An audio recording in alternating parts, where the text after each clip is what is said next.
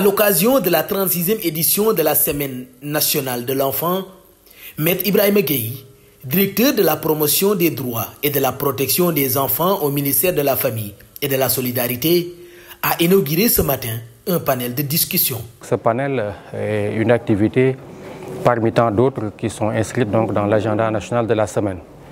Comme vous le savez, donc, cette semaine nationale est toujours depuis 2005 lancée concomitamment avec donc, la commémoration de la journée de l'enfant africain, donc, qui est commémorée donc, le 16 juin de chaque année.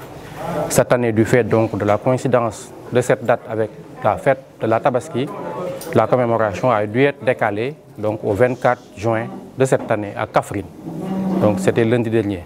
Le panel de ce matin, aligné avec le thème défini en 2014 par le Comité africain d'experts, vise à évaluer les réalisations et à identifier les défis émergents pour améliorer la prise en charge des droits à l'éducation des enfants. Le thème de cette année, qui a été défini par le Comité africain d'experts sur les droits et le bien-être de l'enfant, est un thème qui avait été proposé déjà en 2014.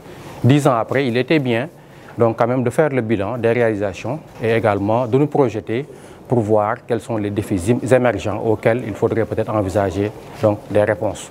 Donc le panel de ce matin rentre en droite ligne donc, dans cette perspective-là. Et ça nous permettra en tout cas de faire ce bilan-là et également de dégager des orientations à l'attention des pouvoirs publics pour les aider en tout cas à mieux prendre en charge ces questions émergentes, ces défis émergents qui se posent par rapport à la réalisation donc, du droit à l'éducation. Le ministère de l'Éducation nationale a mis en œuvre plusieurs programmes tels que le programme national de l'éducation et de la formation, le programme d'amélioration de la qualité, de l'équité et de la transparence à l'éducation pour réaliser le droit à l'éducation des enfants. Le Sénégal a fait d'énormes progrès. Déjà depuis presque 2 décennies. Et vraiment, à ce titre, nous faisons office de pionnier en Afrique par rapport à beaucoup d'avancées significatives dans la réalisation du droit à l'éducation. Donc, je souhaiterais les différents programmes qui ont été déroulés par le ministère de l'Éducation nationale, le programme national de l'éducation et de la formation, donc, qui a été suivi également par le programme d'amélioration de la qualité, de l'équité et de la transparence dans l'éducation, qui a été également suivi par d'autres programmes, comme également le paquet DARA, etc., le PAMOD. Vraiment beaucoup d'initiatives qui ont été prises vraiment dans le domaine de l'éducation pour la réalisation du droit donc, à l'éducation des enfants.